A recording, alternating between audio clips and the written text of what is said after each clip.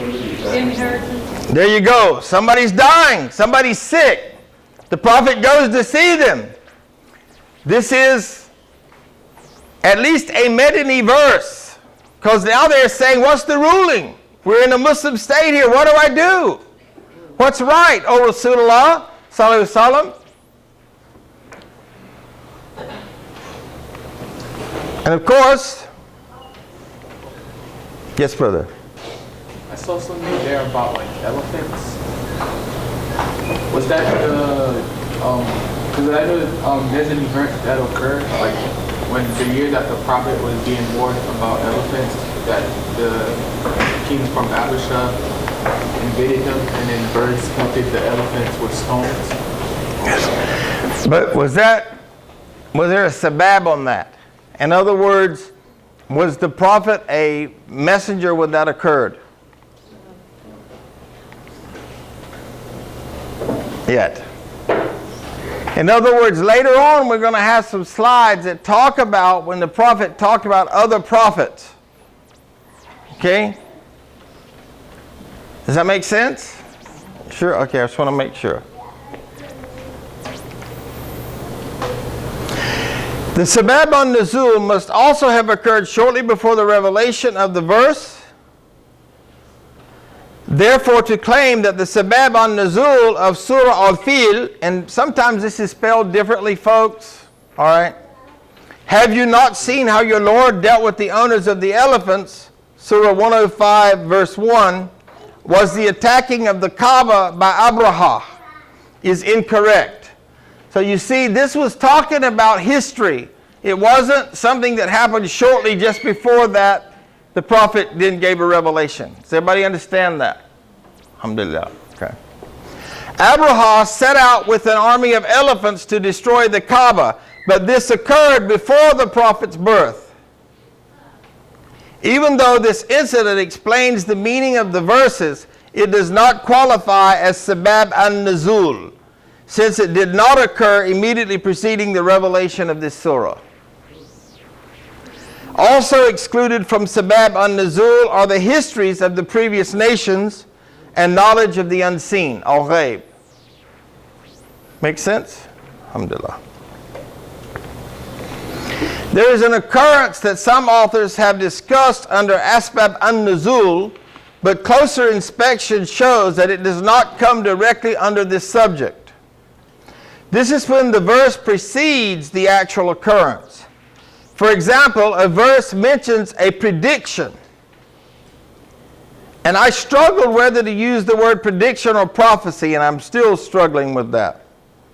That eventually comes true, or a later occurrence clarifies the meaning of a verse.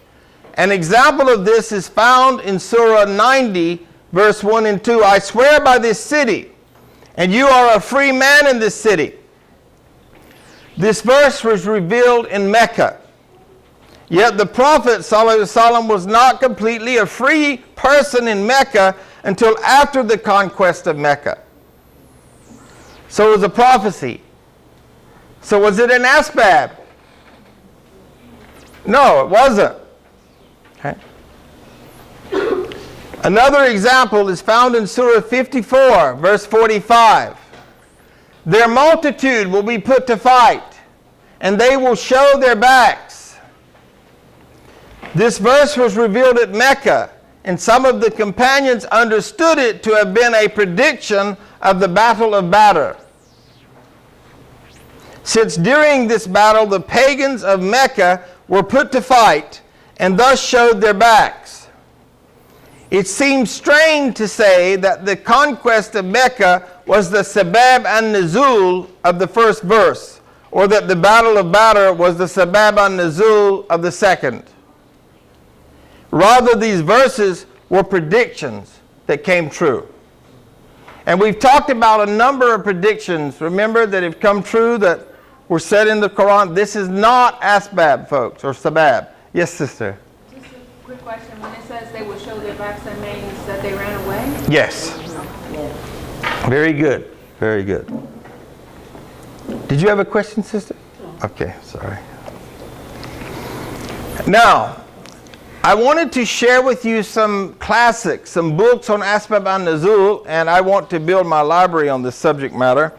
One of the books that I'm going to name is here, which I used in my master's program, and I'll show it to you when we get to it.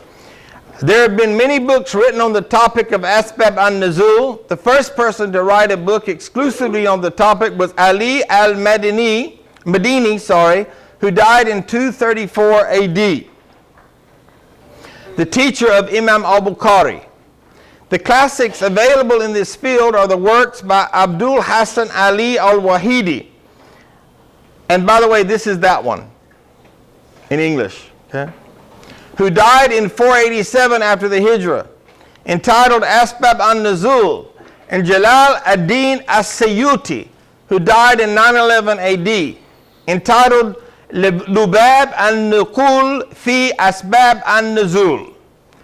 Al-Hafidh ibn Hajar, who died in 852 after the Hijrah, also authored a work on the subject. In this era, one of the most comprehensive works is by Khalifa Aliway, entitled Jami' an-Nuqul fi Asbab an-Nuzul. And one of the most authentic is by the famous scholar of Yemen, Sheikh Muqbil ibn Hadi al-Wadi'im, entitled Sahih al-Musnad min Asbab an-Nuzul. So these books are available. You can purchase them. If you look at this, for example, and I often resort to this, and I actually have, as you can see, paper clips in here. In this book, it has the Arabic and the English, and then it tells you the asbab, or the sabab, I'm sorry, or reasons, if there are reasons. Okay? Yes. Can I ask a question about elephants? Yes. When elephants were going, the ants told each other that they are coming, they will crush us, run, run. Is that true? You know what? I don't want to, Allahu Alam. I cannot remember if this is from authentic hadith or not. I have heard this, but I don't like to say what I don't. Yes.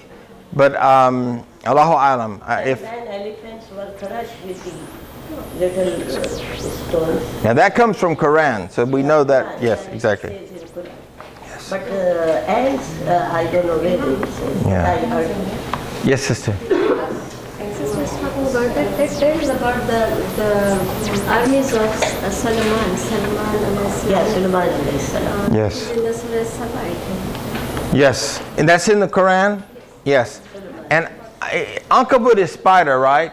But there's also a chapter on the ants, right? Yes, exactly. There's a whole chapter on the ants. Yes, okay. Just want to make sure I don't. So Sulaiman alayhi salam was smiling that when ants said that, because he knew the language. Yes. Well, you know, Suleiman, may Allah give him, you know, the best of everything, actually employed the jinns, Yes.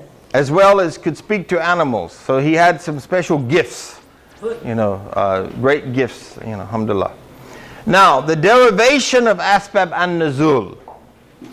From what I have shared earlier, it is clear that the Sabab an-Nuzul is a particular occurrence in the lifetime of the Prophet.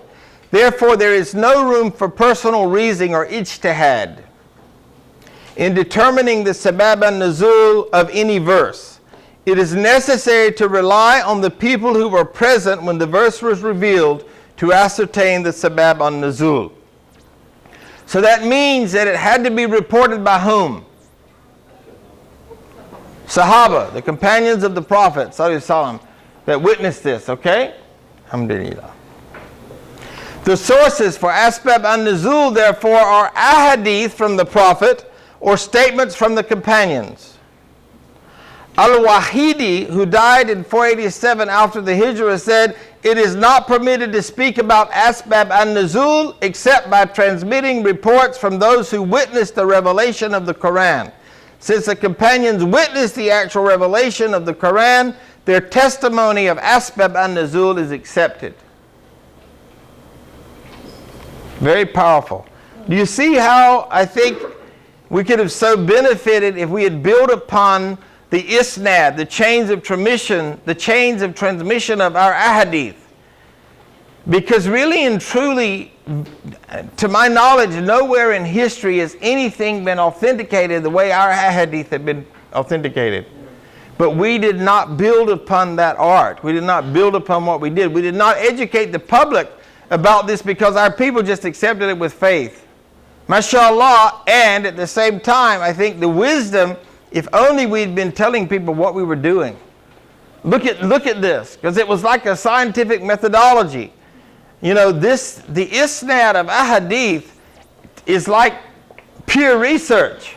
You know, when we do peer research, we go back. Sister, she had her hand up, and then I'll come to you. Yes, sister? I just had a comment because this is the perfect download tool for us, because I've been approached with people that say, well, your Quran says this in one chapter, and then it says this in another chapter, and I don't know what to say to them.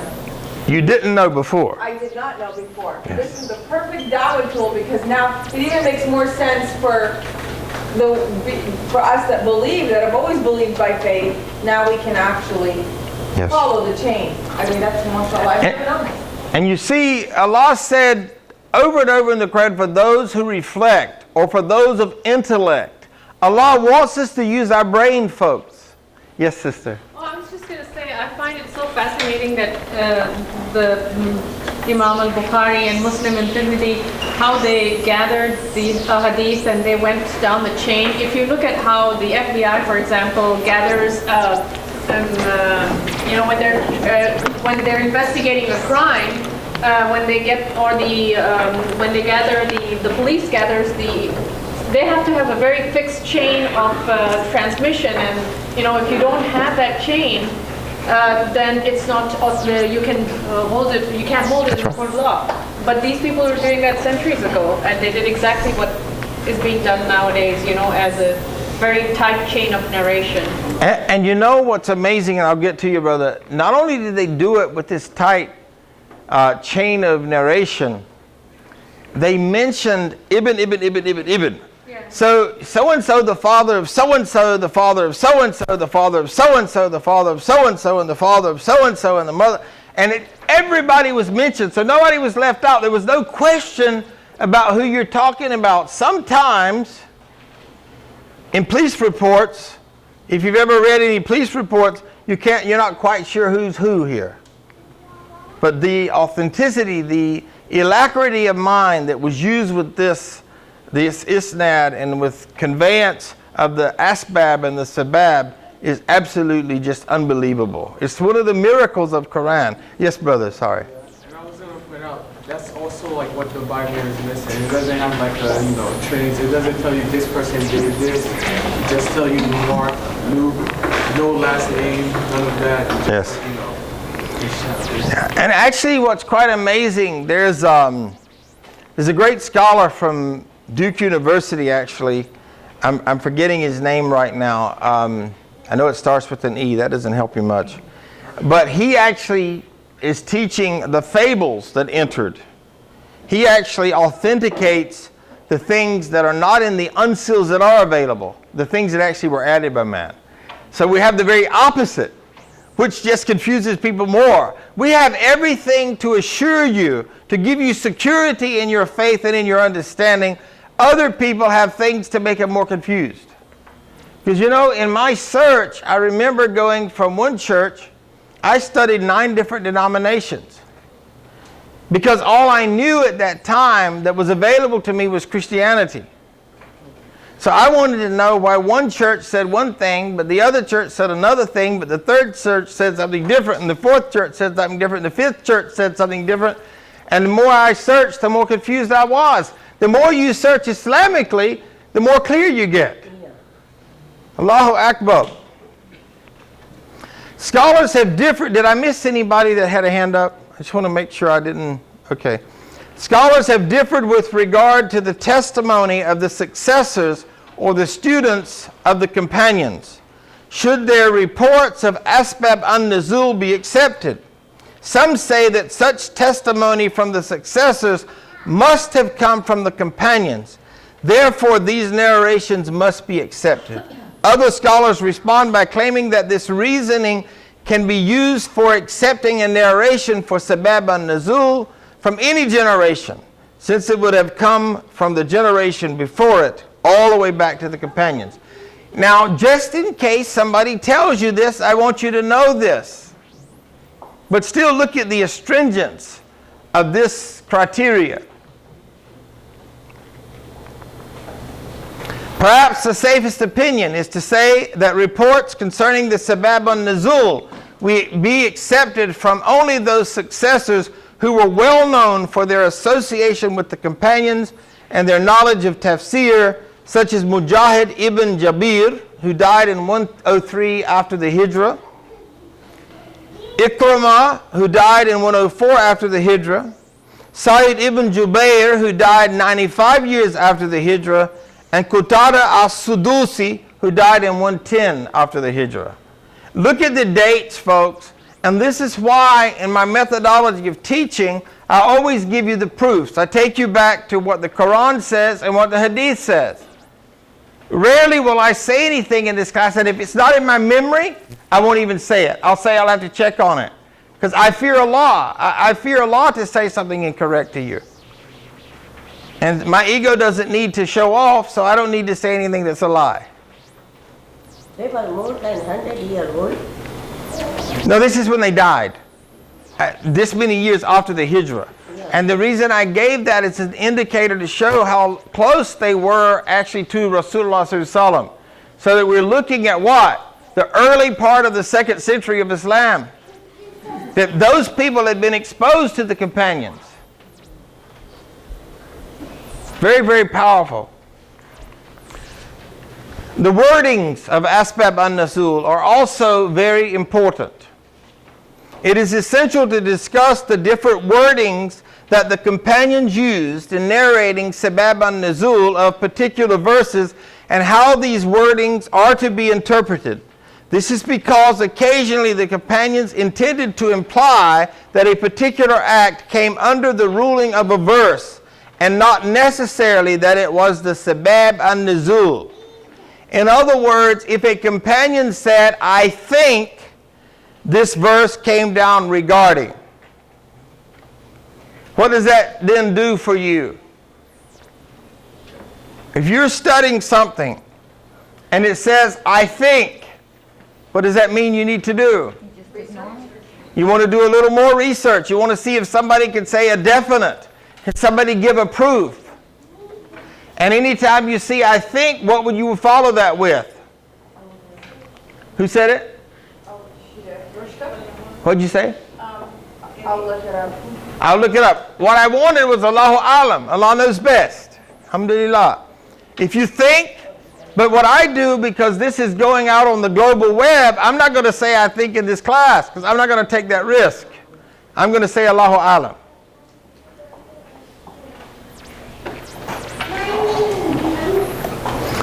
There are two primary ways of wording that the companions used in narrating such incidents.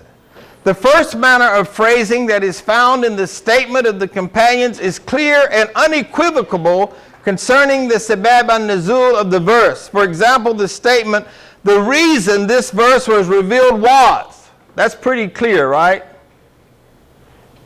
Yes. Very good. If the Sabab an-Nuzul is narrated in such a manner, then there is no doubt or ambiguity in accepting it. With me, folks? There's a whole lot of difference in saying the reason that I'm punishing you is because you told me such and such and such and such. You know, I'm talking about parents now. Instead of, I think you didn't meet your curfew last night. Because think means I don't know for sure, right? And so therefore, you don't know what to do as a parent. Anybody ever been in that situation besides me? So I think you didn't make it home on time last night. But you're trying to find out. So you're trying to see if the child, whose amygdala might not be fully developed, is going to tell you and incriminate themselves. And they do. Yeah. Sometimes they do and sometimes they don't. Right, kids? I was a kid one time, believe it or not. I love that smile, brother. Okay. Alhamdulillah, I think we can cover one more slide. because I want to finish the types.